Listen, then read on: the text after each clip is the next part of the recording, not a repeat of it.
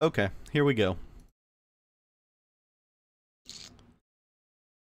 Alright, so first off, this is my disclaimer because I know this is going to be portrayed in a certain way. This is in no way meant to imply that I am in a position to set the course for the future of Risk. I'm not the Risk Czar. I'm not asking to be the Risk Czar, but instead a synthesis of my experiences through hosting the World Cup and a projection of where it could go from here. My only goal with this information is to grow the game into a worldwide esport with benefits including financial opportunities for top players, broadcasters, staff, content creators of all types.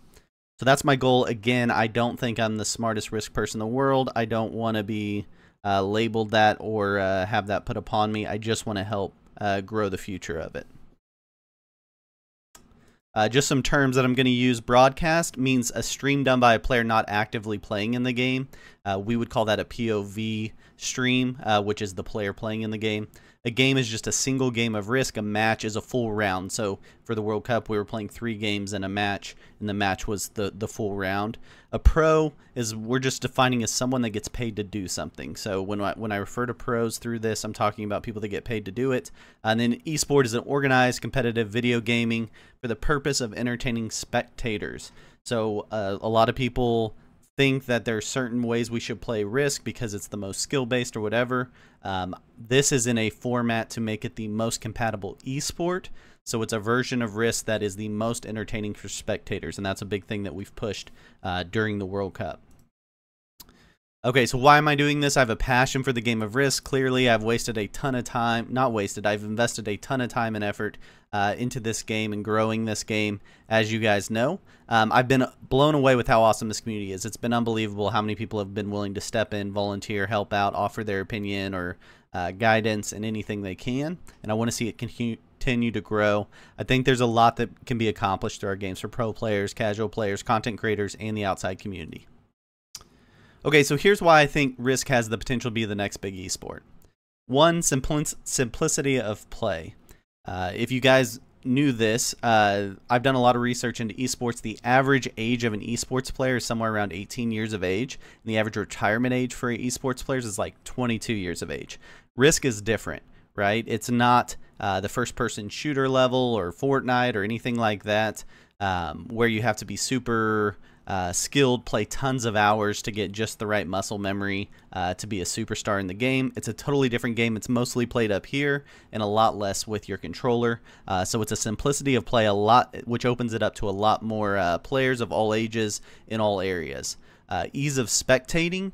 When you watch Risk, you get to see the whole game, right? So when you watch a stream of another esport, usually you're watching only a POV stream. You're not getting to see everything. You're not getting to see how the interactions are happening, the strategy and stuff like that. So there's something really cool about Risk in that you can see the whole game at the same time from a very omniscient point of view. The perspective that you get added from that, and then the staying power of Risk. Obviously, Risk has been around for a long time. Unlike a lot of these games that are current esports, Risk has been around a lot longer and people are still playing it. People still enjoy it clearly. And then I think our community is just better than the others. I've done some lurking in other esports communities as I've been doing this research. I think our community is better. I think there are some pieces of our community that could use some help, but I think overall our community is better. So I think we've got the potential to do this.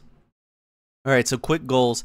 Introduce the game of Risk to the world that displays its unique potential for growth unlike any other esport. I want to create a framework for Risk as an esport that continues to allow for creativity from our community in a structure that leads to marketable growth. I want to develop a system that leads to compensation for professional players, event directors, staff, and content creators. Okay, so 3 pieces here. The status quo, the obstacles to where we're going, and then what the future is going to look like, hopefully. The status quo, Risk is entertainment. So right now we've got a few pros that make money through an insane amount of time and effort. So they're having to put in a lot of time and effort individually to make anything out of the game. And they're actually getting paid not as really good Risk players, but they're getting paid as really good entertainers that know how to make content how to do content creation. Then we've got this plethora of events, of all different types of events that a bunch of volunteers spend a ton of time and effort to conduct.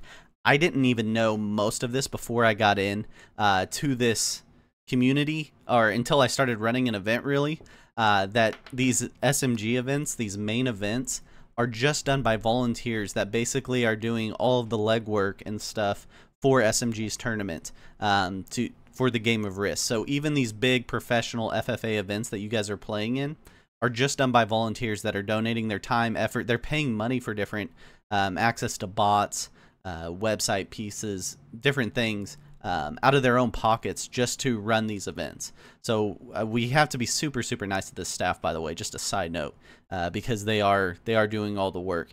And then we kind of have these disconnected event servers. You got to be in like 15 different servers. You got to figure out the different procedures. You got to read through 12 pages of rules to play in every tournament. The media outlets, you got to figure out where the heck you can go watch these, because you're mostly watching POV streams. You're only watching a few games. So it's all a little bit disconnected. Yeah, I know that guy. Yeah, that is Pete. So we did a survey with these content creators, including Pete. We had people at the very top and the people at the very bottom that have just started streaming Risk, just started their content creation. So this may surprise some of you guys, but 92% distribute content on Twitch and YouTube, and no other platforms close. So we know those are the main two platforms. 83% earn $5 or less from live streaming of Risk. That's a really, really low number. Just so you guys know, when you're talking about the ads and stuff, that's how low of a number we're talking about.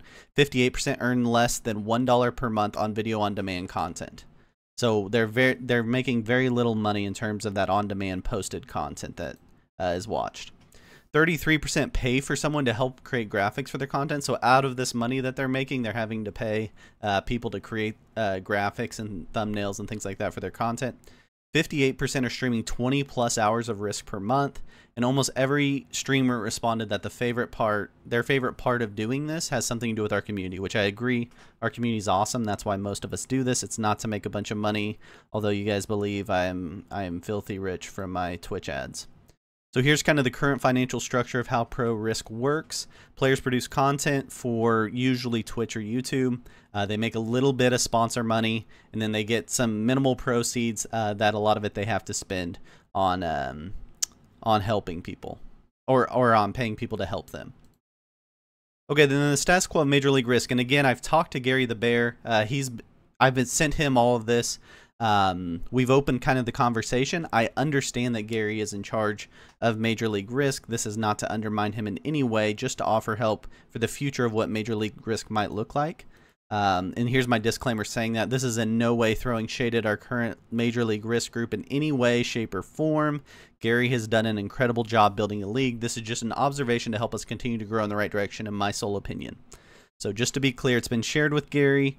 And we'll continue the conversations, but Gary is the head of Major League Risk, and I do understand that, and I'm so appreciative of what he's done for Major League Risk. Are we in an ad open currently? It's a really good time for my ads discussion.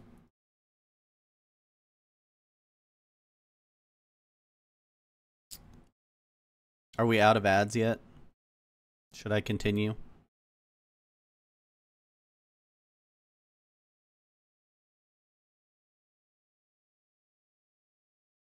Just got out of them. Cool. Again, this is my disclaimer, not throwing shade at Gary on this, and he is privy to all this information. We've discussed it a couple of different times in the last month. So currently, our current structure, 8 teams are put out across the world, 6 over here in the US and Canada, and 2 in Europe. Games are played on Sundays, 19 or 20 UTC. For those of you that don't know, it's hosted on a Discord server. The info's stored on a Google Doc. 90-minute rule for tie-breaking on stalemates, which... don't get me into that. That was a nightmare problem again yesterday.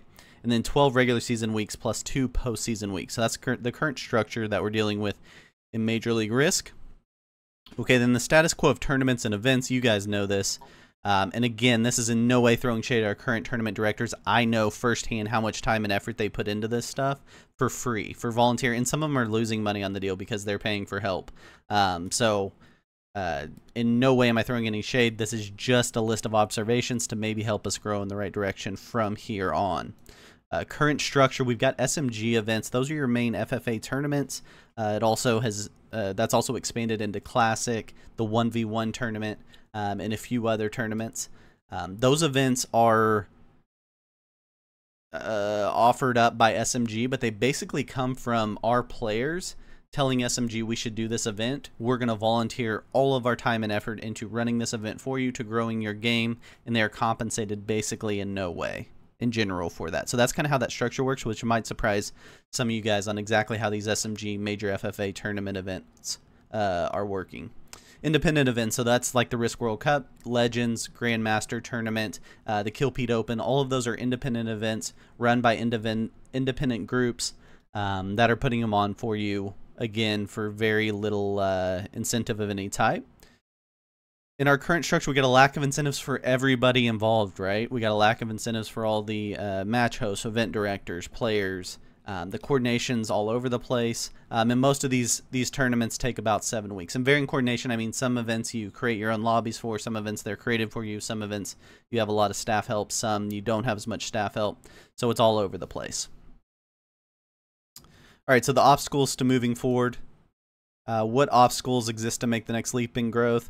Difficulty of broadcasting, it's tough. There are some big challenges to broadcasting that we've got to continue to work out. We've worked out a lot of them just going through the Risk World Cup. Our broadcast got significantly better and we've learned things, but there's a long way to go to make the broadcasts of Risk much more spectator friendly outside of just Risk nerds like us that like watching this stuff. We need to make it more appealing to more people, clearly. Time zones and scheduling, just an absolute nightmare. We got people playing all over the world. Time zones are really tough, and scheduling's tough overall. Getting organized, obviously, that's going to be a big challenge. Changing the narrative. The narrative, and Pete and I have talked about this, about Risk, of the multi-hour games and stuff, is really cool for us. Some people like to watch them that are big Risk fans, but the narrative for the outside world that Risk is a 5-hour game of take a card and pass, we've got to get past if we're going to really make this an esport for the masses to be entertained by. And then silencing the haters. This is an interesting one because I've been wondering this whole time, like, there are so many opinions and thoughts, and every time something comes out about any tournament, it's like 15 players immediately start saying why it's wrong, why it could be done better, all this stuff. And I was really having trouble figuring it out, and I was actually talking to my wife yesterday, and I realized the problem. So the problem is, and why Risk is so much worse, in my opinion, than what I see in other communities around esports, is because the reason we like Risk. We like Risk because we like the strategy. We like to think of the incentive-based games, what's worth it, what's not worth it, things like that. It's how our brains work. It's why we like Risk, but it's also the reason that we're so tough on all of these tournaments, all of this staff, all of these rules. It's just who we are. So to some degree, we've got to find a way to channel all of that into growth, and using that criticism to move us forward in the right direction, versus turning people off from wanting to run tournaments, assist with tournaments, host tournaments, all that stuff.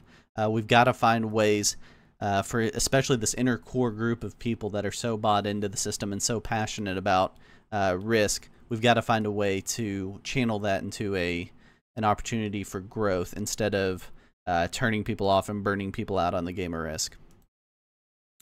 Okay, and then Risk is entertainment obstacles, POV streams. There's some challenges there, right? So one, it's really, really hard. I don't know if you guys have ever tried to do it, but go try to explain every thought you have during a game of Risk while making all those thoughts and playing a competitive game of Risk. It's brutal. The people like Kilted and Pete that can do it, or JJ Bro or Spud, those guys that can do it really well, it's super impressive. But there's a big challenge to it, and also you're not getting the outside exposure to what else is going on. You're only seeing this one little pigeonholed idea from it. Some of them are better than others at explaining what other people are looking at, what they're thinking through, but it's really hard through a POV stream. Generating audiences, I mean, even Pete, who is a big-time influencer, is generating audiences in the maybe 200 range for his big shows. And then sponsorships. We talked to over 200 different sponsors working on trying to get Risk World Cup sponsors. Most of them that we got close to basically said, hey, we need to see an example of an event. That's why we did so much coverage this year, so that we can use that as content as we're reaching out to sponsors in the future. So those are some big obstacles. Questions to answer: how do we compete with other esports for viewership? Are there any ways to format our game towards more viewer friendly? How do we bring in viewers outside of passionate Risk players? Yeah, so the FFA finals had a really big audience. That's correct. I'm saying for average games, for most games. But yes. There are some there are individual events, no question, that get up to the 500 to 1,000 range for sure. But if you pop on right now onto Twitch and just watch a random Fortnite game, you'll probably see 2,000 to 5,000 people playing in just literally a random game, not a competitive game in any way. So we've got to find a way to increase that growth for more than just a couple of games a year, right? That's kind of the logic there. Yeah, we had an awesome staff. Agreed, Crackle. The World Cup staff was awesome. Zerky did a fantastic job on the Discord server. Zerky is, although sometimes he can come off a little bit gruff to some people, we have a different demeanor. He is super skilled and willing to help and volunteered. He was with me from basically day one on the Risk World Cup, just offering to help wherever he could.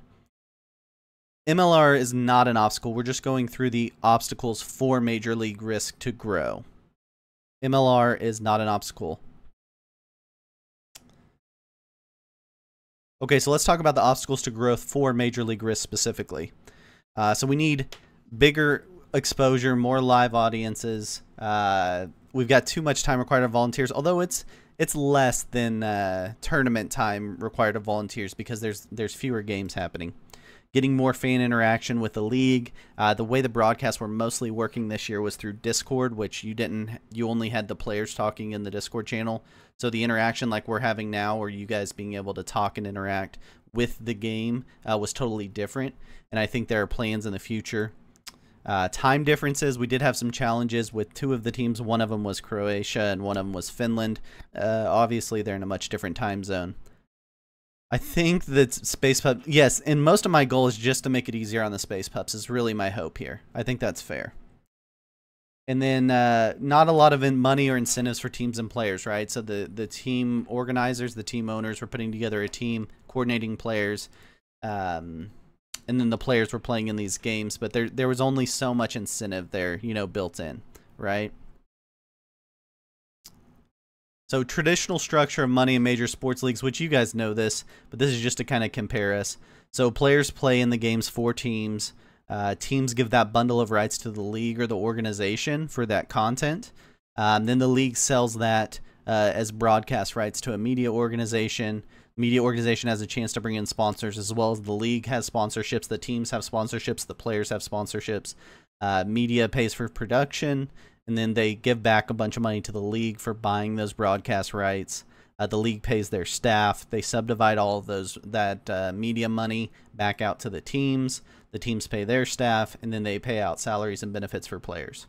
So the way our structure is a Major League Risk, we're nowhere close to getting here. But I think the goal is to maybe start working on a framework for how we eventually get here, including opportunities for sponsorships, how we get a centralized media position to where we can really market where it could go.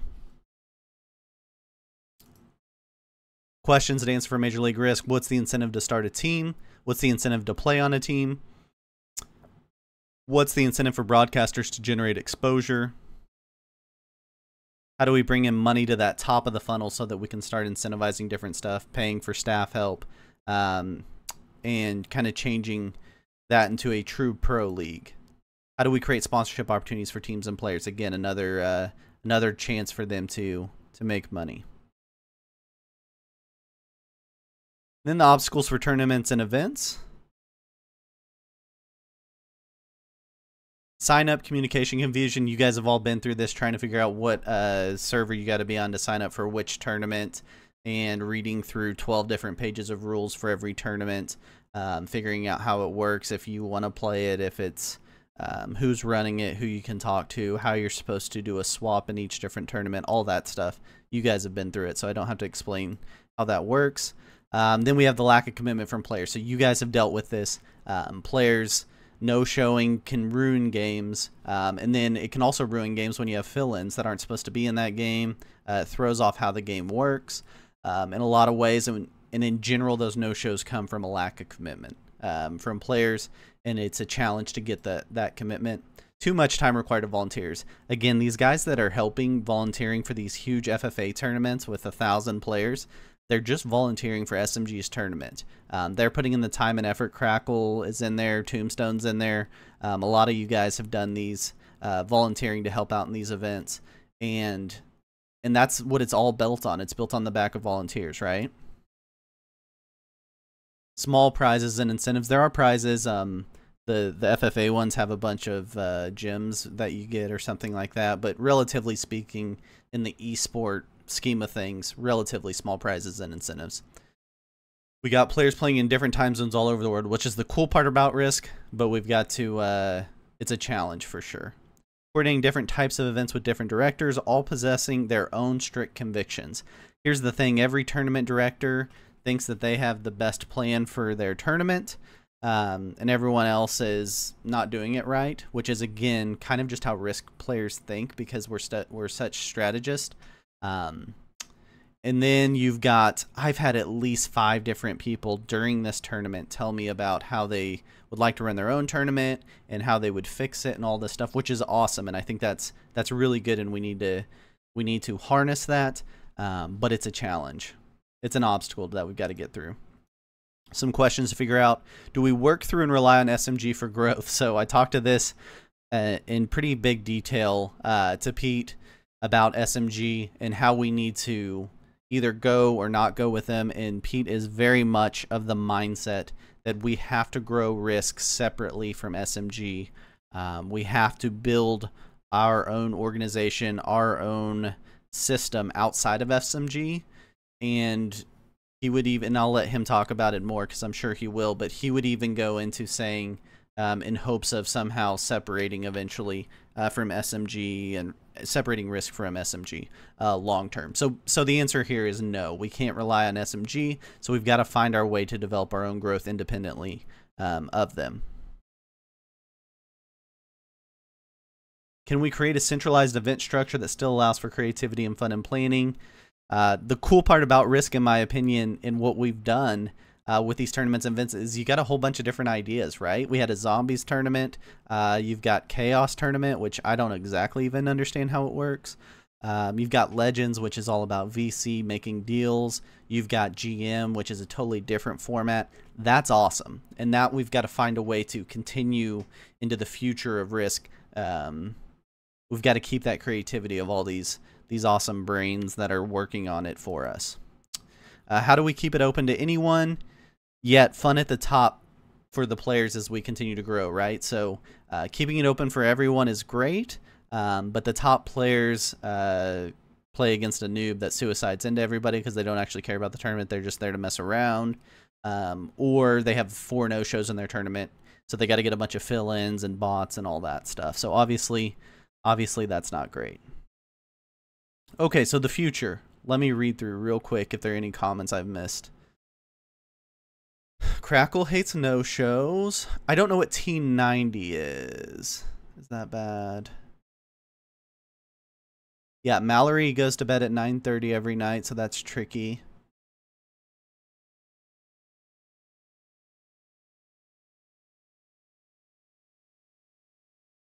Okay, so T90 is a broadcaster of Age of Empires. From what I'm reading, cool.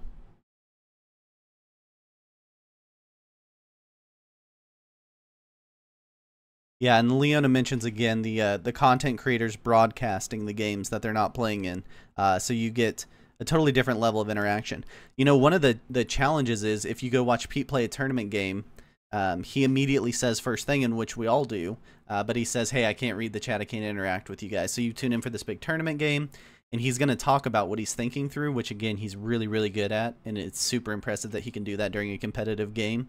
But you miss all the interaction. So the fun part of Risk is that it's not that fast-paced of a game where you can't interact.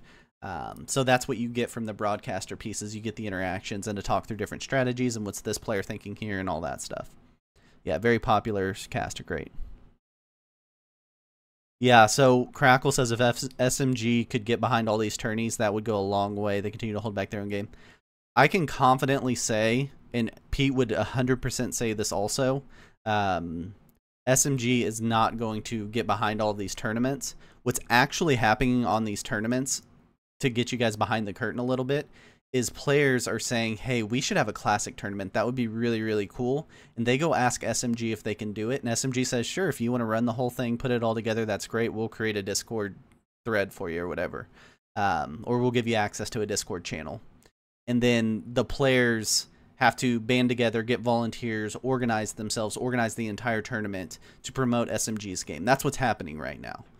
So it's not SMG saying, hey, we really appreciate all you players playing our game. That's awesome. We're going to host this tournament so you guys can have fun. That's not really what's happening. It's all the host, which are just you and I players, like Sterling and the Bull and all of those guys. They're putting in all the effort and all the legwork to make those things happen.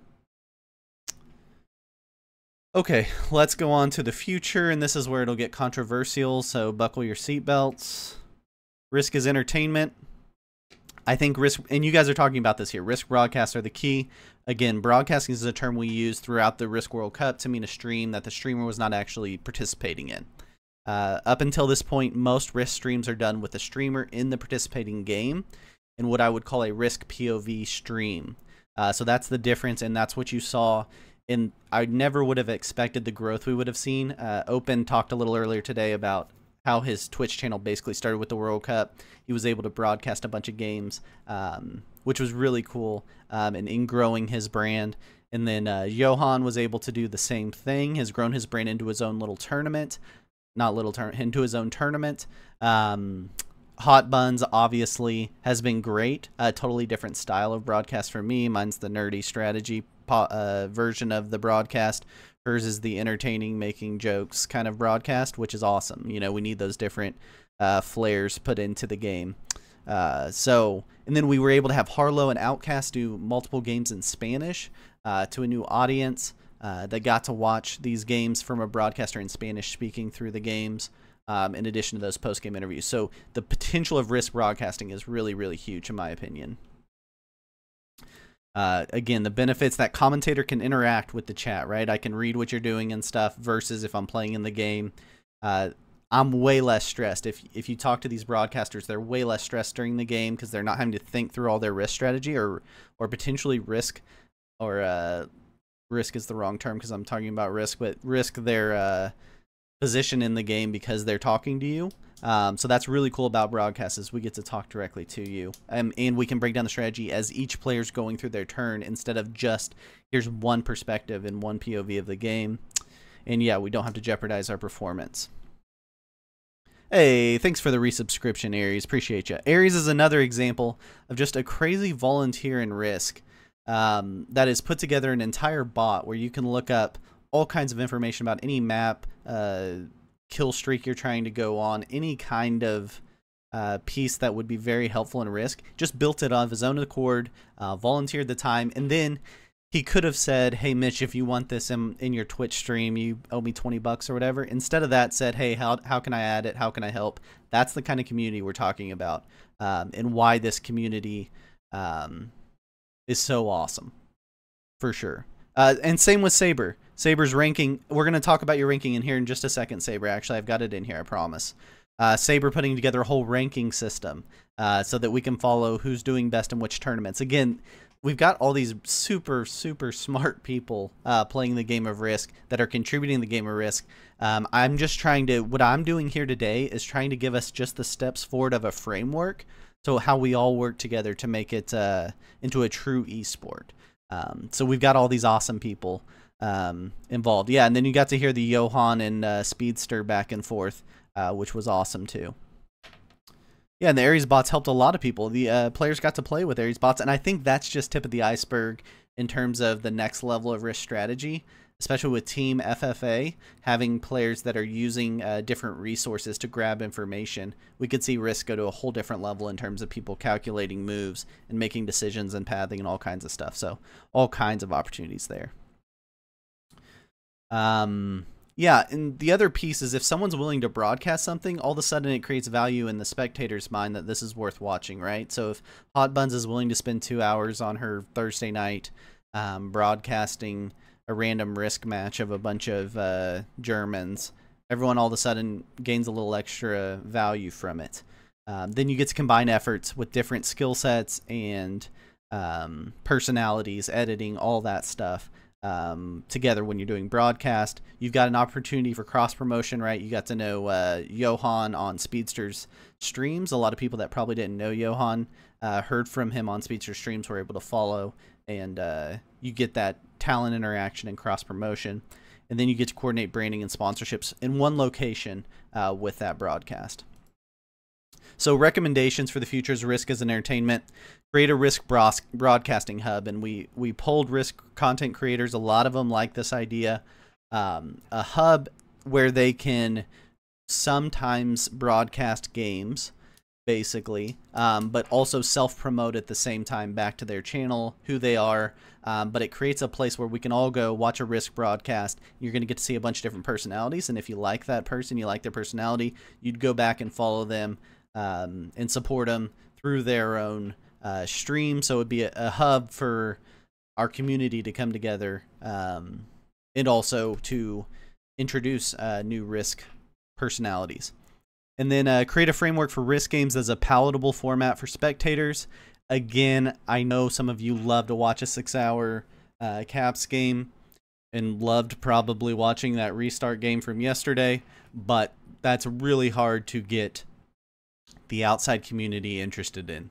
So we've got to find a way to create games that the outside community would buy into.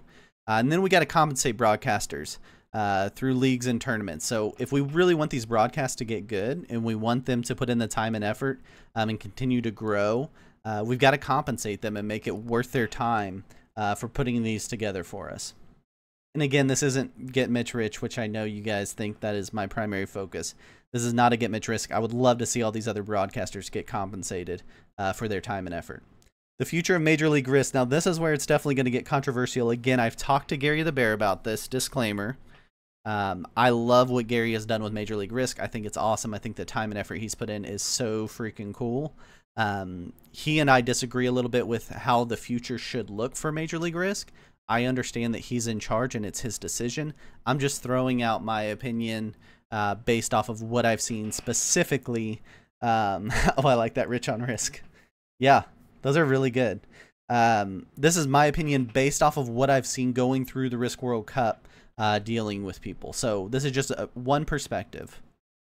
Okay, so going through just a few different models of how these major tournaments. So there's kind of two different models for leagues. So you got that league model, which is team-based. So you Europeans are used to Premier League. Here in the US, we'd have NFL or NBA.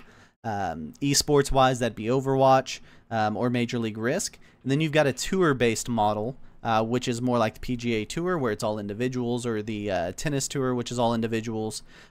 So there are a couple different versions of each of them, right? Okay, so let me answer some of these questions. When does MLR 2? MLR Season 2 starts this fall. I'm getting ready to advocate how I think it should look for this fall, but it starts this fall. What server is MLR on? Which Discord server? It's on the Major League Risk Discord server. Someone could probably post an invite in there for the Major League Risk server. Weird team play in Major League. Yeah. So I do think there's some team adjustments that could be made in Major League Risk. And I think Gary's maybe open to that, because I think Gary did like kind of the team FFA way we did it. MLR is Major League Risk. So currently it's 8 teams, 6 of them in the US and Canada, 2 of them over in Europe. That we've played 1 season. Mallory and I are on the Cleveland Space Pups, as well as Crackle. I don't know if any of other Space Pups are in here right now. So it's teams that played weekly. You gain points, and the first season's over. The Toronto Tigers won the first year. Oh yeah, Saber's on the Space Pups. Sorry, Saber. Saber's also on the Space Pups. Curious about this now? Good. Leona, you're also on the Pups. So we got it. We started with 3 players, and then we added 3 more. I think is right. Mallory can confirm. I'm not the owner. Mallory's the owner of the Cleveland Space Pups. Okay, and then kind of a hybrid model, which is more of your F1 model. Again, you Europeans are probably pretty familiar, but basically you have a team, and your team's competing while the individuals are also competing. How do you sign up for it? We'll talk more about MLR here. I guess Gary the Bear is not in here because I think he'd be answering all these questions. But I'll talk more about MLR in just a second in terms of how to sign up and everything. I'm glad I'm helping to grow MLR just by telling you guys about it, apparently. Okay, so the league-based model is really manageable because you just have an organizer and then you have the team hosts. You get these combined rooting interest and branding because people get to get behind their team. Potential to follow the format of other esports leagues because most other esports leagues are team-based leagues. And then ability to split by region for more convenient scheduling options. Yeah, World Cup's more like Davis Cup in tennis or the Ryder Cup, yeah, in golf. Yeah, World Cup's kind of a special event comparatively. Okay, don't tell anyone Gary's here. Perfect. Gary is here, and Gary would be happy to get you an invite to the Major League Risk server, I promise. Team owners, capitalism. No, not capital. Well, maybe. We do call them team owners. Okay, so potential ideas for revenue generation. Utilize a broadcast hub for Major League Risk, which was created later in the season. There's YouTube, I think, has been the whole season. Then there was a Twitch channel that was made later in the season. Auction off franchises. We'll talk to that in just a second. Create a league website with a sponsor, so actually a place where people can go and interact with the league online. Add prize money weekly for teams that win or perform best to create that incentive for teams, team owners and players. Okay, but here's what I really think is the key for the future of Major League Risk. And Gary and I have slightly different opinions on this, so I'll qualify whatever I say here. Again, understanding that Gary's in charge of Major League Risk and it's his decision on everything. Just throwing out from my experience with the World Cup what I think it could look like in terms of expansion. So I think there should be one top division league added for the fall season of Major League Risk. Players not necessarily from the city, state, nation of their team, but same continent or region. So I think the #1 asset of Major League Risk that I didn't have when I was doing the Risk World Cup is that you can make it regional based. And it doesn't have to be national leagues, but continental leagues that are within similar time zones. That gives you the opportunity to do nighttime games. We played all of our games on Sunday afternoons here, US time, which were really late in Croatia and Finland. So if you keep it more regional based, you have the chance to do weeknight games when people have way more availability, and you're going to get a lot more viewers and entertainment, spectator value out of it. A promotion relegation structure was what I would like to see. Again, this is pulling from European concepts of how leagues should work. Initial expansion of a second division league. Split league into teams representing certain continents or regions. I'll go through that in a second. Play more games on weeknights. The broadcast hub we talked about, auctioning off franchises. Weekly payout for teams. Pay broadcasters to broadcast the games. Pay staff hosts to assist with the coordination of weekly games. I think the season should look like 4 quarters. So it should be 4 10-week quarters. Each quarter is 10 games. Prize to the team that tops the division in each quarter. Again, this is more of a European style of not a playoff structure, but you play your 10 games. The best team after 10 games in the regular season gets the prize money. Here's my argument for what I think our fall Major League Risk season should look like. So those 6 teams you see over on the left, I think I need to click, yeah. That West Division is what I'm calling it. You could call it whatever you want. But those time zones are -4 to -8 UTC. Currently, we have the Arctic, which is a Canadian team. Cleveland, Music City, New Orleans, Toronto, and Windy City. So those are all U.S. and Canadian teams. What I think should happen for the fall is to create that Central Division, which you could call the European Division or whatever you want. Doesn't matter to me. And you would have Helsinki, which is already in it. England would get a team, Germany would get a team, Netherlands gets a team, Norway gets a team, and then Zagreb's already in it in Croatia. So I think if you had that 6-team division, the way Europeans back their sports teams, I think it would be huge for the growth of Major League Risk. Those games could be played on what I think should be Monday and Tuesday nights. because you got all your tournament games Wednesdays, Thursday, Friday, Saturday, Sunday, and then you could mix in Saturday and Sunday games here and there. But on Monday and Tuesday nights, it would become appointment Twitch for us to know that Major League Risk games are playing on our Monday or Tuesday night for our region, right? So it would be nighttime in the U.S. for us, and then nighttime in Europe for you guys to tune into. Then you would have a second division for the West. That would develop. That would be U.S. and Canadian teams. We'd have 6 of those teams, and then you'd build in that promotion relegation structure within that. Bunch of different ways to do that.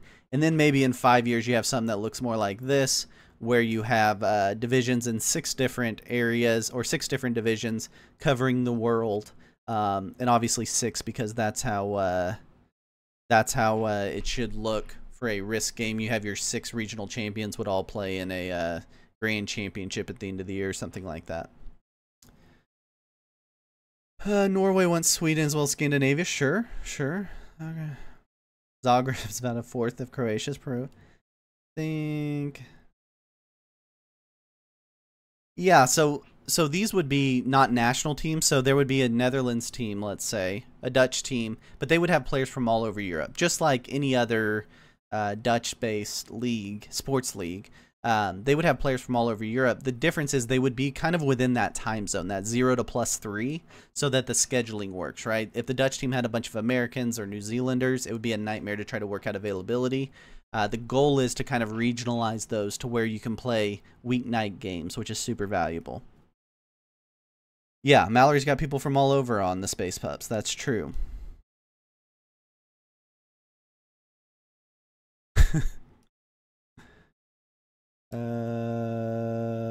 Yeah, like another esports. And again, the cool part is we play online, right? So you can play with people all over the world. The hard part is scheduling, and I think that's what Major League Risk is giving up right now by having the cross-continent teams and things like that.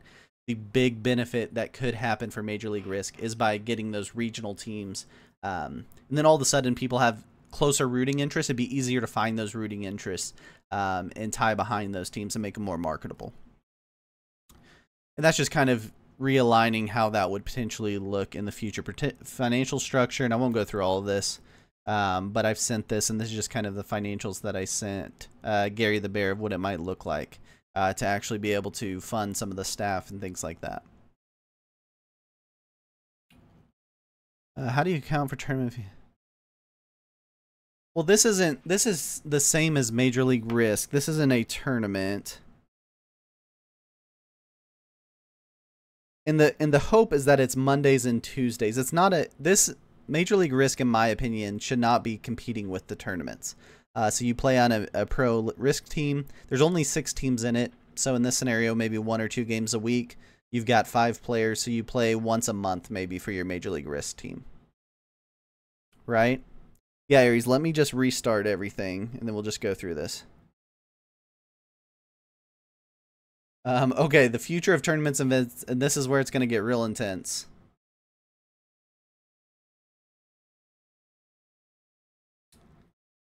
Hey, Multivac. What other esports? Yeah, host a tourney in different regions. Yeah, so there's some piece to that time. That's kind of what we did with the national qualifiers. Yeah, 20 minutes of ads. We'll restart again. Yeah, and I think, and Gary's saying here, Major League Risk is meant to be a separate structure from all of the tournaments. It should feel different, and I think it does already. And I think it can go even further in that direction if we can get it to a Monday, Tuesday, weeknight setup. Yeah, so maybe you play 2 games a week, and you've got 5 players on your team, and you're just rotating which players are playing each of your games, right?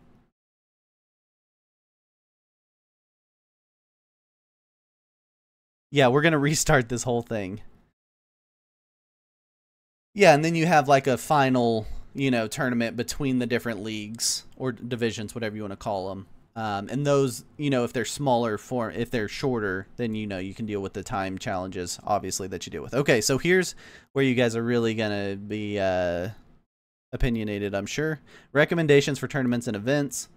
The Pro Risk Tour that operates so my recommendation is to have a Pro Risk Tour that operates independently from FFA tournaments. Again, we just can't trust what SMG is doing, they're also not benefiting us a ton other than just the exposure of their Discord server / the app that they can promote things in, which they're not willing clearly to promote our independent events. MLR is something completely different. So what I'm arguing is there's two different leagues, or there's two different pro structures within Risk as an esport. Major League Risk is the league model, which would exist at the same time as this Pro Risk Tour. So they're two different things operating at the same time. You'd see your Major League Risk games on Monday and Tuesday nights. Then you'd see your Pro Risk Tour Wednesday, Thursday, Friday, Saturday, Sunday. Okay. A hub for broadcasting, so there'd be a Pro Risk Tour hub for Twitch, YouTube, and other platforms. I don't know if any of you guys are familiar with Apex Plays. They do a similar thing where they're just kind of the hub for their games, and they get insane amounts of viewers and exposure for their broadcasts. Guidelines for events that don't take away from the creativity of our awesome event directors, but allow for just a little bit of consistency so that we don't have to relearn and read 12 different pages of notes for every time we sign up for a new tournament and try to figure out how it works, right? So just a little bit of a middle line that we can work from, but still allow for all the creativity and different ideas involved. And then we would combine two different pieces. There'd be pro events, which are invitationals, which would be, you know, the top players only, basically. And then there would be open events that are open to anyone to sign up, can play with the pros. And you can earn your way on to that level with the pro events. So in these pro events, you're going to attract the best talent because no longer are they having to worry about playing a bunch of noobs or playing 50 games. They're shorter tournaments with super high competitive games that everyone wants to tune into because it's the best of the best playing, right? A pro is defined as someone who gets paid to play Risk. A pro Risk player is someone that gets paid to play Risk.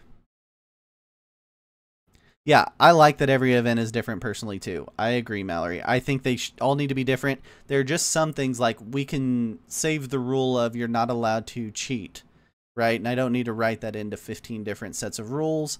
And they're just pieces of it that we can use across the board. Benefits of a pro Risk tour, similar to competitive Risk format that we're used to right now. Okay, so this would be very similar to our current tournament format. We would utilize our current event directors and formats. So our event directors would still get all their creativity, their different styles of tournaments. They would get to throw in their own flair to it just within a framework that we can all follow. Yeah, you are officially a pro player, Bertram the Boar, officially. Single database of player info with a simple event. Now imagine this. I want you guys all to imagine this for a second. You want to sign up for your next Risk tournament. And instead of having to remember how to look up your Discord ID or figure out where that tag is or whatever, it's all done. You click a yes as your RSVP box and you're in the tournament. Could you imagine?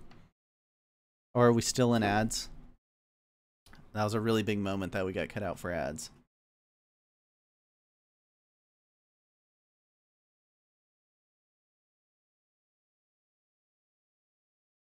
Someone tell me when the, yes, I will post the slide deck, I promise, Mallory.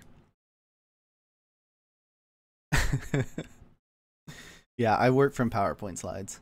Hey, thanks for the subscription, Leona. Oh, Bertram, thanks for gifting the subscription to Leona. Appreciate you.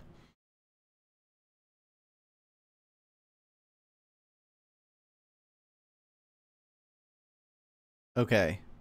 4 months. Okay, so here we go. Imagine you want to sign up for your next Risk event, and instead of having to look up your Discord ID and figure out all this extra information, it's just you click one box and you're in the tournament, right? So that's the concept, is instead of having to do all this nightmare stuff or figure out where the availability form is for every single tournament and how they do it differently, it's all synthesized into one plan, so it takes out a big barrier to entry for everybody. Hey, thanks for the cheer, Mallory. That standard framework will also make it easier for viewers to follow. They'll see how the framework kind of works in these events with the creativity, and hopefully it works more like when we're talking about the golf tour They're playing different golf courses every week, right? But the general rules stay the same. We kind of understand what people are trying to do, but the challenges and the way they're playing is totally different. Same with tennis. They're playing on different types of courts if they're playing on the clay or the grass, or F1 playing on different tracks, right? The general system.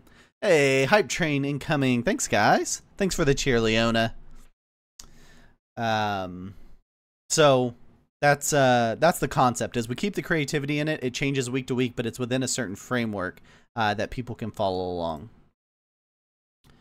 The benefits of these invitationals is we will get the best of the best pros signing up in these, because they will know they're only playing against the best. When you win an invitational against the top in the world, it'll really mean something. It'll take out some of the randomness of who got the best group, or who had to play against a bunch of bots or noobs or whatever. So you'll attract a totally different. I actually think there's probably some superstar Risk players out there that maybe are the best in the world that we don't even know about, because they haven't been pulled in through this kind of format. We shorten the duration of the events, so the events are a little more action-packed. The invitationals are shorter, so you can follow along faster. And then there's more premier matchups. You're going to see some of the names I would throw out here based off Saber rankings. So you have an idea of what some of these matchups might look like and how interested you would be. We get to see some true rivalries and meritocracy develop. Okay, so you're going to be seeing similar players playing each other. Hey, Carter, thanks for the gifted sub to Mallory. So you'll see some of these players playing consistently, some of these top players playing consistently, and you'll get to see more rivalries versus them all playing in just these random groups of 500 groups that are in this tournament, and you don't really get to see them interact with each other until maybe a final or something like that. And then a true meritocracy, you get to earn your way to the top. We get to see who the real best are, and all of a sudden we have people we can follow, we can be fans of, and things like that. Easy signups, RSVPs, less no-shows, right? I put no-shows, but let's say hopefully no no-shows. But if you're talking about the 48 best Risk players in the world, they're probably pretty good at converting UTC, right? And they probably are pretty good at communication to where they can at least tell us if they're not going to make it or something like that. So just so you guys know, oh, I keep doing that where I only have one turned off. Okay, so these are currently, as of the time I made this slide, which was maybe a week or so ago, and Saber can probably say if there's been big adjustments here. This is the current top 48 in the Saber rankings, and I'm not saying this would be necessarily who the 48 would be at the Invitational.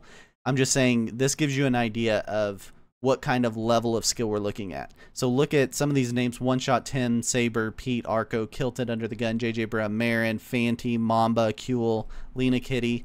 Those are the kind of names we would see weekend or in these invitational tournaments competing against each other, right? Say Arco's over Pete now. Okay, I'll definitely make that change. Pete will definitely want to know that he's now behind Arco. But imagine watching a tournament with these 48 players in it. This is your 8 groups that you're going to see in the first round play against each other.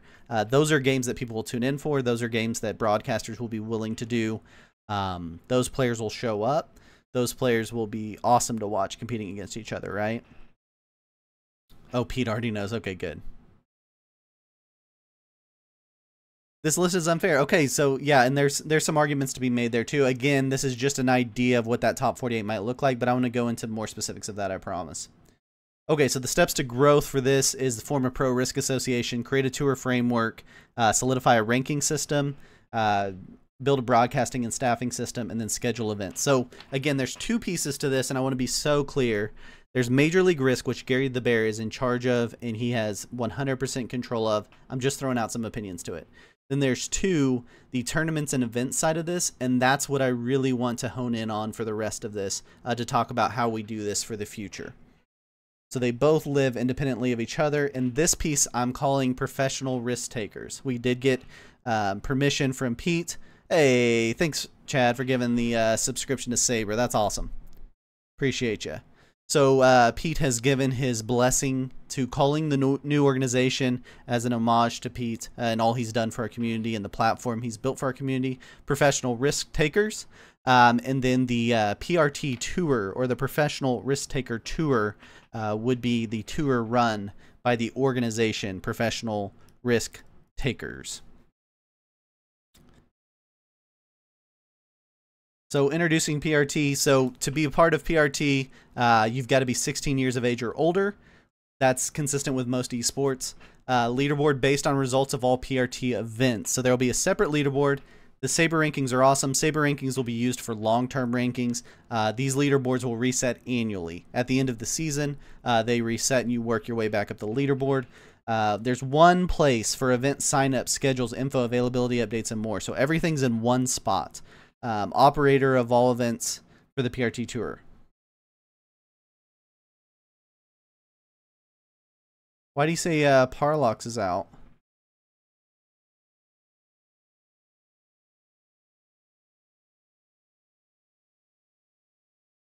Oh, Parlux is 16?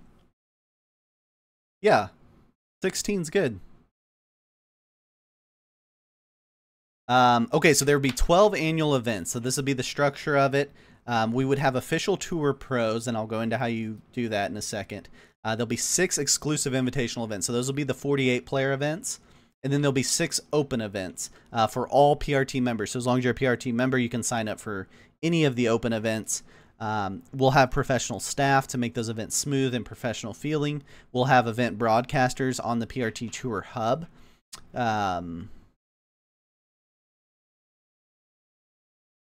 So to be eligible for the open events, you just have to be a PRT member. And to be eligible for the tour invitationals, you'll either have to be a tour pro or you'll have to get one of the additional invites. So let's talk a little bit about how this works.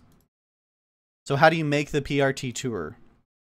Members that finish in the top 25 in points on the PRT leaderboard at the conclusion of the season, the conclusion of the year, will receive a tour card for the next year.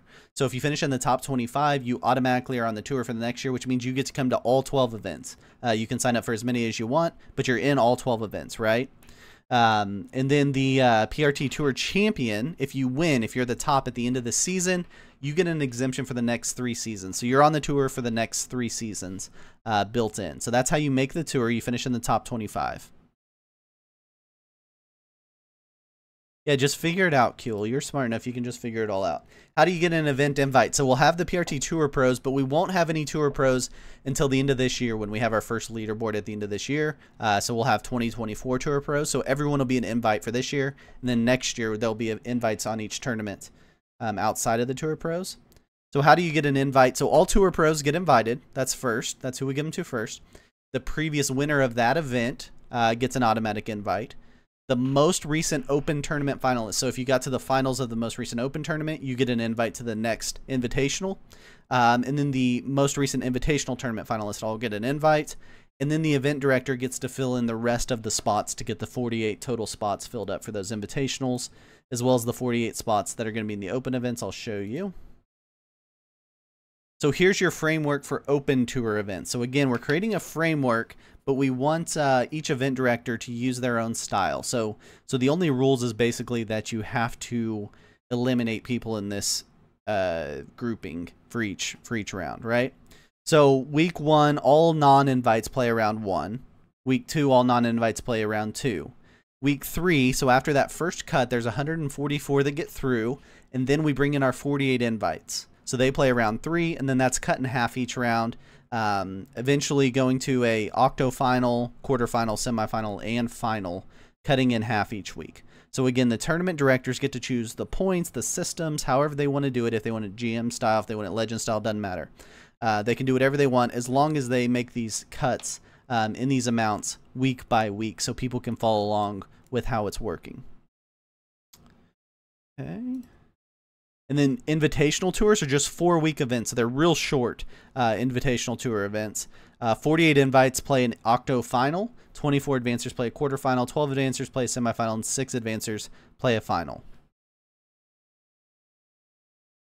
So just to give you an idea of maybe what this schedule would kind of look like for next year, right? Oh, we got a Hype Train level 1 emote. How about that? Okay, so it would basically work like this. So there'd always be an invitational tournament starting at the same time as an open tournament. But for the pros, they're going to play in both tournaments, but they overlap mostly with the second half of the open tourney. So there's 6 open tournaments each year that last approximately 2 months. And then there's a invitational tournament every other month that lasts approximately a month. And then there'd be other special events brought into it like the Risk World Cup in this scenario.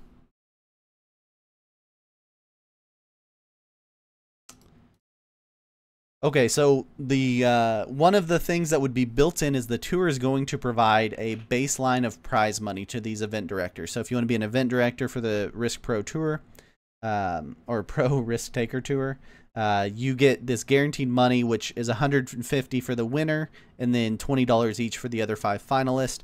And then the event director, if they wanted to, or they sell a sponsorship or whatever, and they want to increase their prize money for their event, that's great. But those will be baselines built into every tour event.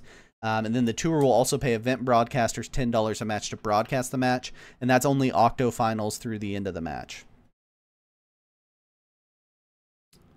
Yeah, some standardization will have to be done, Aries, and we'll talk about some of that.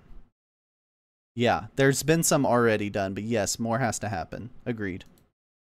So being a member of PRT, you get access to the PRT Discord, access to all open tour events, name on PRT leaderboard. Again, you want to be on that leaderboard so you can finish in the top 25, so you get a Tour Pro spot for the next year, which is earning that PRT Tour card.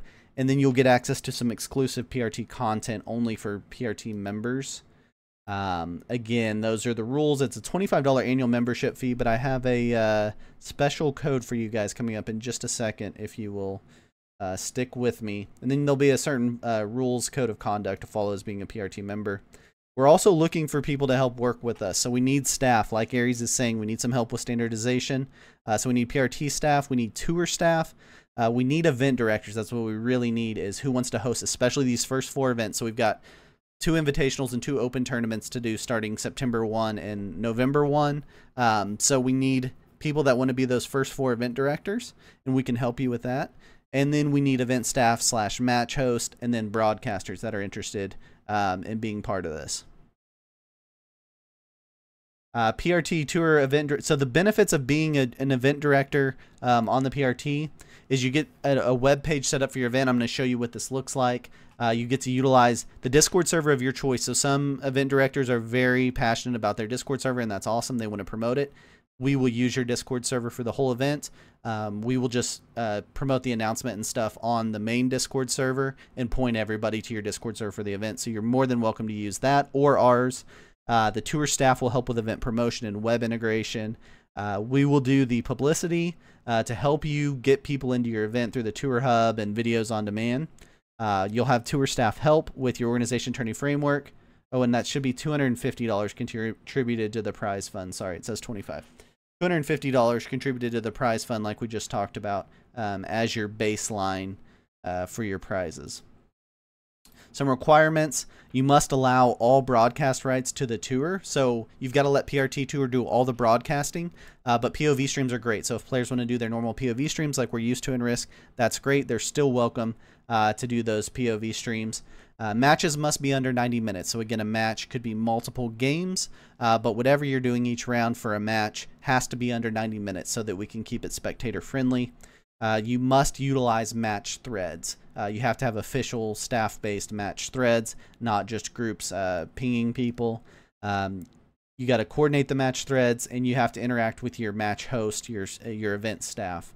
The only financial requirement to host an event as an event director, we require you to pay your match host unless you want to host all of your match threads, which is fine if you want to do that. But if you're going to have people do it, to create this first framework for people getting paid to help out with these tournaments, you're required to pay them $10 a game, octos to final, which is a total of $150 that we're requiring you, and you're not paying us, you're paying your staff to force a future framework for people getting paid to help out with all these events, because we want to see these volunteers actually start getting compensated. And at worst, they should at least get a free coffee out of putting in all this time. Tour staff will help create graphics and logos for the event, so we'll work with different logo creators and help out. We'll maintain the tour website with schedules, signups, and standings. We'll assign and schedule broadcasters for you. We'll promote and update the event on web and social media, and then we will post all the past broadcasts. So if you guys are interested in being a professional risk taker, you can use the code World Cup, since you're one of our World Cup crew, before 8/1. So it's got to be by the end of July. And you'll get $20 off your membership. So you'll get your first year for $5. Again, this whole structure is not to make a bunch of money. This structure is to start compensating people and to set up a framework for how the future of Risk as an esport could look when staff, event directors, broadcasters and players start making money from playing Risk. So we're just trying to create a framework at a very, very base level. So you can go to professionalrisktakers.com. I'm going to show you guys real quick just some basics about the website, hopefully.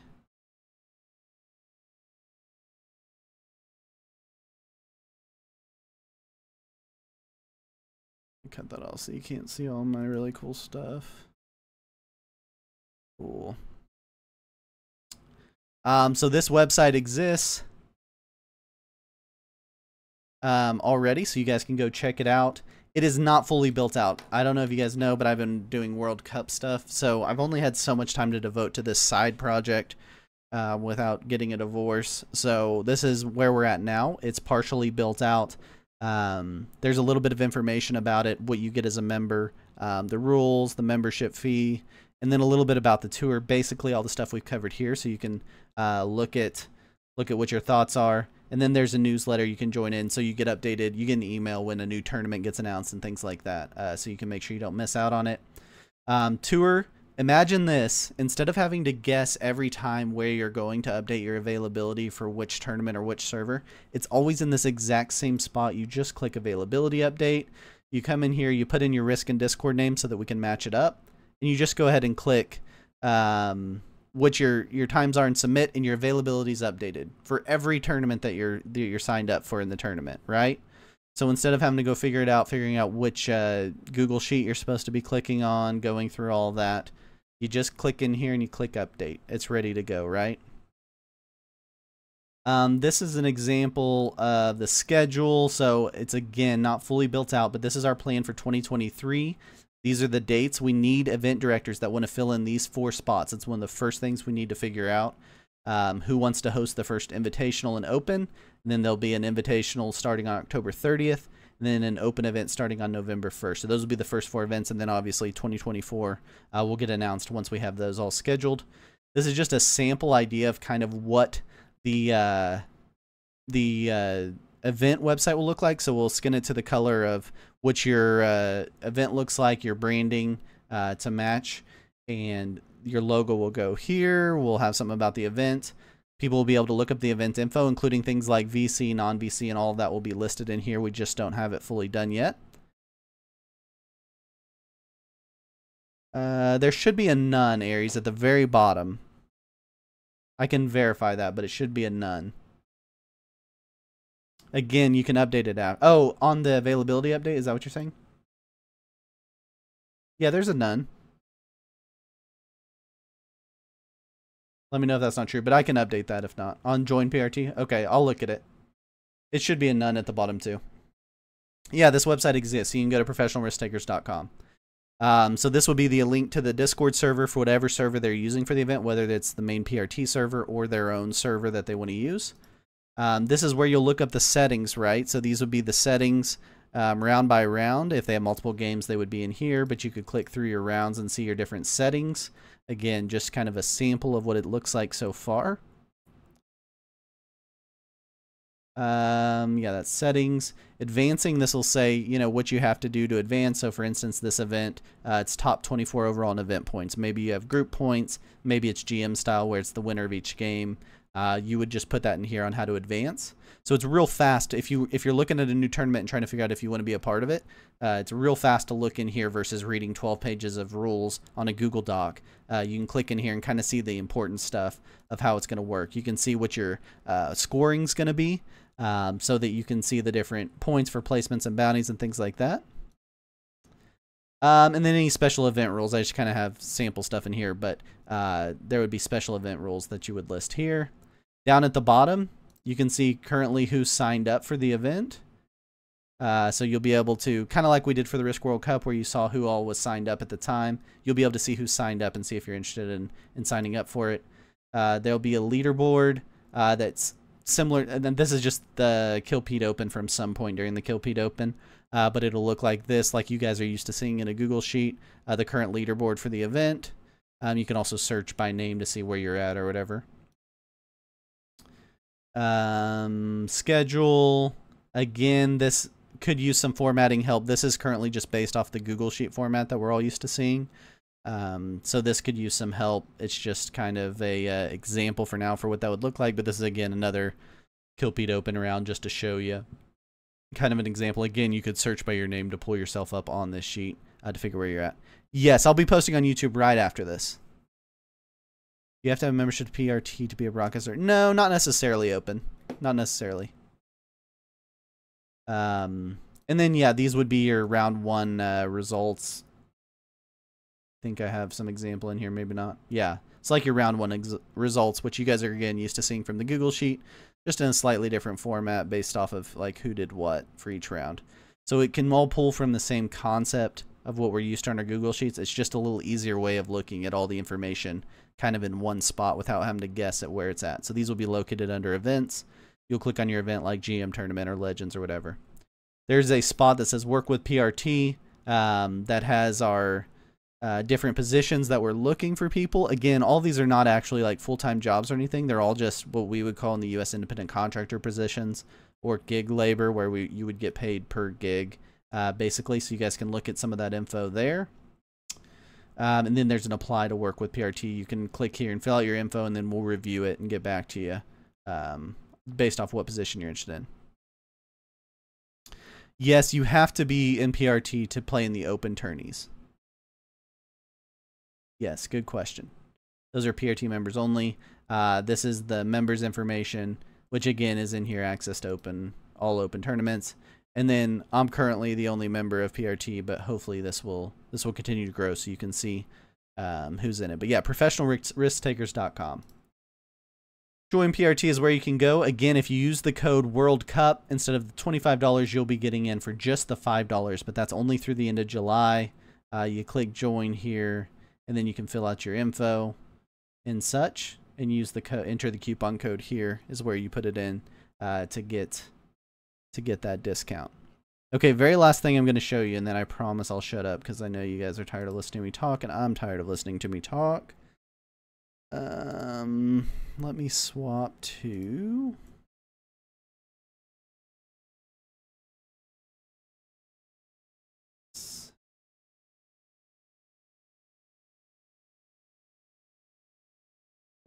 cool. Okay, so this is just, again, it's not fully built out yet, but this is the Discord channel. It will only be open to PRT members. So when you join PRT, we'll send you the invite to the Discord channel. You'll have no other way of getting into it. Make this one a little bigger for you. So this is the just kind of welcome, the rules, all the stuff you guys are used to seeing on this stuff, but it's built out. Couple of other pieces. Again, the availability update, you won't have to guess where to go. Even if you can't remember the website name or whatever, you're in the Discord server, you can click update availability, click it, and you can update your availability for whatever tournaments you're in for the next week, right? So as long as you update it by 0 UTC on Sunday, it'll get used for your scheduling for the next week. So it's all to standardize some of that piece of it, which has been so crazy for us.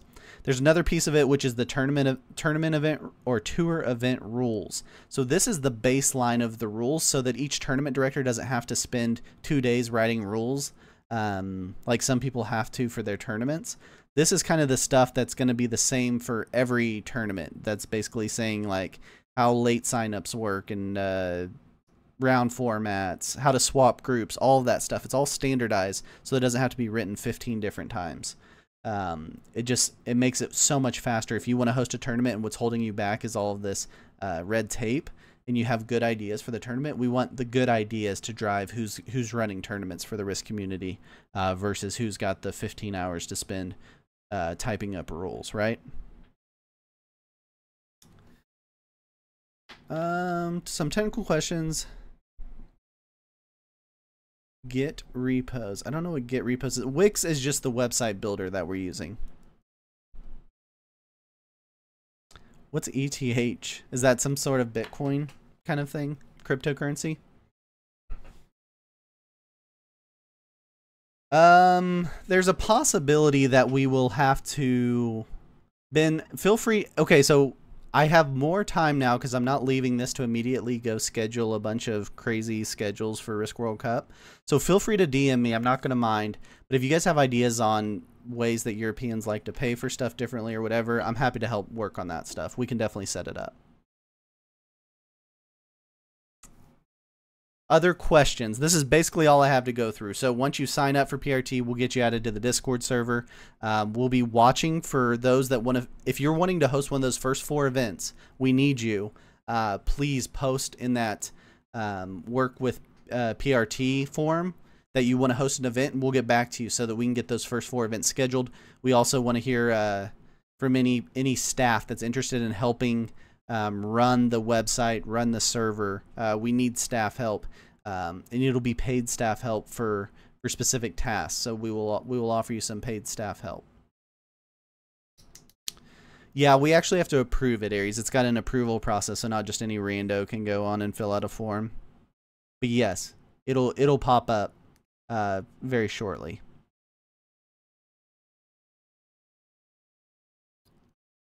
Can we pay in hugs and smiles? Yeah, hugs and smiles are always good. Yeah, for sure.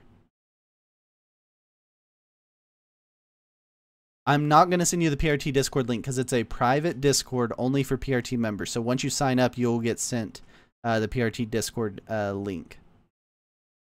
You'll get a non-shareable one that can only be used one time. So make sure you're the one that uses it. Okay, so for all PRT events, open or invite only, you need to be a paying member. Yeah. Yeah, I mean, and that's the negative, no question. And the goal long term for Risk as an esport is not to make the money off of the players. The exact opposite's the goal. But the short term goal is to create some professional environment for events that we can start broadcasting and generating revenue for. So, and that's why we did an initial, as long as you're one of these early adopters and are willing to pay $5 for your first year, if you end up in that top 25 at the end of the year, you'll get your get a whole nother year free. So, technically, no, you don't have to use your legal name for Aries the Fox. When we deal with paying you, we may get additional information, but there will be no link to Discord. Well, sorry. You're saying once you signed up. Yes, once you get approved. So once you sign up, you have to get approved by staff, and then you'll get a link to the Discord, and you'll pop up on the website. Did you get agreement from the No.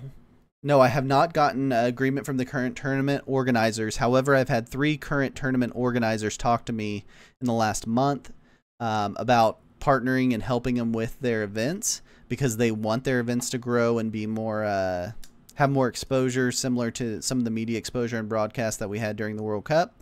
So that was part of the impetus here. As well as a ton, I mean, at least 5 other people told me, you know, I have ideas for running a tournament. I want to run a tournament and all this stuff. So,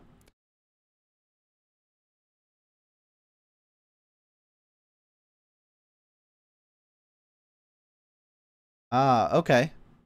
Yeah, so, yes. Indie Ha and Multivac. That page I just made open so that I could click through it for this presentation. It will be a members only page, so you'll have to have a login to get to the page in the future. It was just for this presentation purposes so I could get to everything.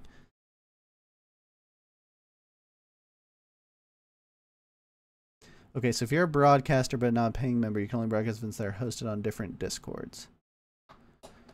I guess that's true, Open. I guess that's true. Or we could take, you could do your first broadcast and we could take an amount out of that to cover it or something. We have to add our address and real name.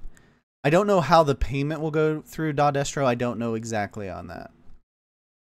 These are all great questions. If you cancel your membership, you get kicked out of the Discord. That's correct.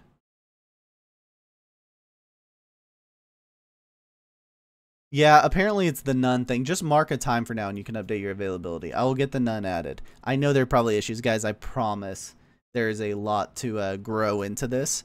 I literally was doing this while doing all the World Cup stuff and trying not to get divorced at the same time for spending all of my time on Risk. So I will have a little more time now to devote to this.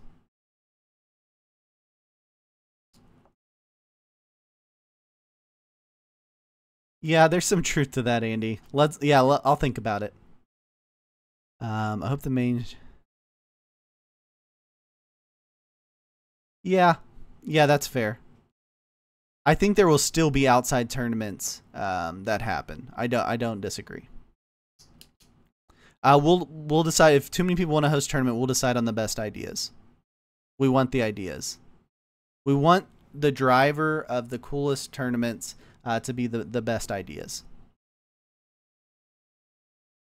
Yeah, we're hearing the not available on each day. I promise that'll be the first thing I update because clearly that is a barrier. But feel free to just put in 0 or something for now, and then you can fill out the update availability after. We've got over a month before our first tournament. So really you're just filling out kind of general availability when you sign up, and then you'll be able to fill out specific availability week by week.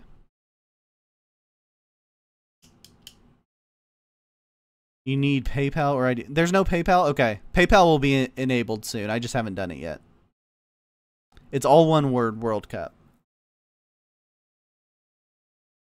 For those of you watching on YouTube, and if you're watching and it's after July, there'll be a special code put down. You'll get a little less of a discount, but there'll be a special code down in the comments that you can use to get a discount, but not quite as good of a discount as the World Cup discount. Anything else you guys have? I'm sure there'll be a million comments and questions. And again, feel free to DM me through Discord or send me a message. You can, I guess, email me, mitchonrisk@gmail.com. If you want to email me, feel free. Or if you're on YouTube, you can post it down in the comments. I'll reply through each comment. Yeah, I thought about that, Leona. To where there's just kind of a general section.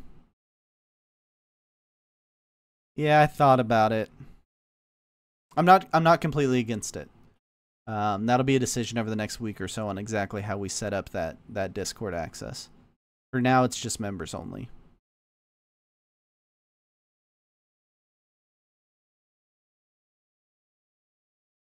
Ah, okay. Gosh, we're figuring out so much. That's great, Aries. I'll get that adjusted.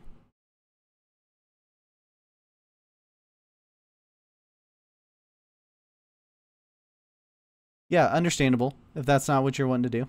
Any other questions or comments? I really appreciate your guys' time. We've been going for a long time here. No, see, Saber, and I love your rankings, and I think your rankings will continue to be the rolling ranking standard. I think it's great. But for the leaderboard purpose, it's got to be annual because I want new people to be able to jump in and have a chance to compete. The hard part of the Saber rankings is for new people to get in there. It takes a while to get in there, which is cool. It's just a different purpose. Yeah, try to break this up. Hey, I agree, Aries. Honestly, it's literally been a week that I've had to, in little bits and pieces of time during the week, to actually get it going. Now that we were in finals, I at least had a chance to spend some time on it. ProfessionalRiskTakers.com. I think you can put your fake name, Dodestro. What I'm saying is I don't know exactly how the payment piece of it works, but once we have PayPal, I think that'll be fine. So I'll enable PayPal also. My step 1 is adding none to the availability. My step 2 is enabling PayPal. Those will be up within the next 20 minutes. Blazin, let me restart the whole hour and 45-minute presentation for you. We'll go through it all again.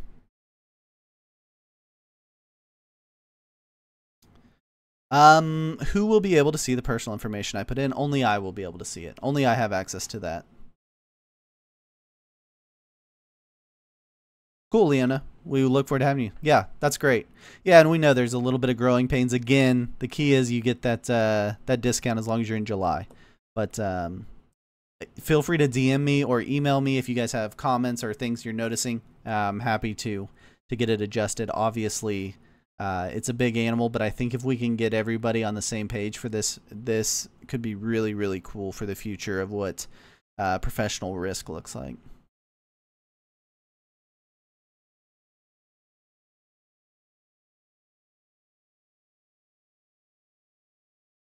Anything else you guys got?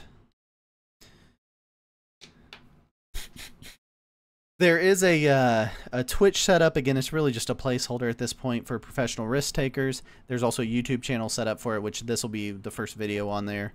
I'll also put this on my Mitch on Risk YouTube. So those are set up as kind of placeholders so that you guys can kind of get how it'll go in the future. I think there's a privacy policy built into the site, Jakovashar. Yeah, it needs there's a lot of organization to go, and I started this presentation by saying disclaimer, I don't see myself as the czar of risk or anything like that. My hope is just to create a framework that you guys and all your giant brains can put together a kind of future for what this could look like. Yep. I'll publish on Twitch and then I'll post it on YouTube. I don't own any cats, actually. Thank you for asking, Cookie.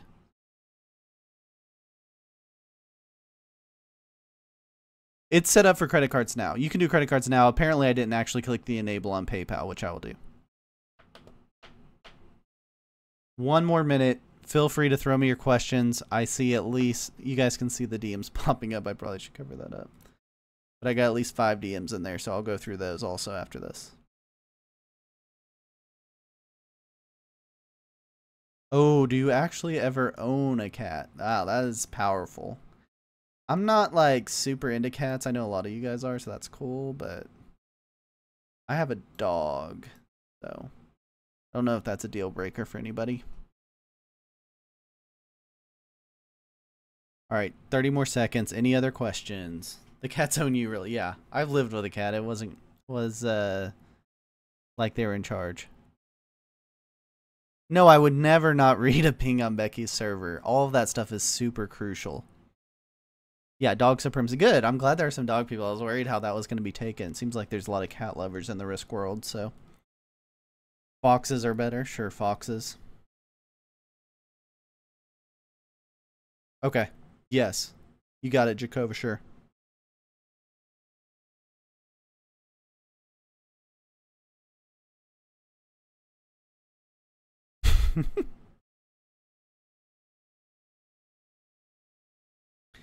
I mean, I think we've divulged now into talking about cats, so that's where I'm willing to leave you. Hope you guys enjoyed this. I hope this is kind of the first step in the future of a really cool professional Risk esports world. Again, I don't see myself as the czar of it. I really hope that's not the future of Risk as an esport. What I hope it is we get to work as a framework. We get to see this as a framework for all of you guys putting in all your awesome creativity, effort that we've already seen in this community, and to get to see it continue to grow and be awesome. So I'm really excited about that. I'm at Mitch on Risk, and you can check out this site, professionalrisktakers.com. Thank you guys for your time, and until next time, may your dice be nice. See you guys.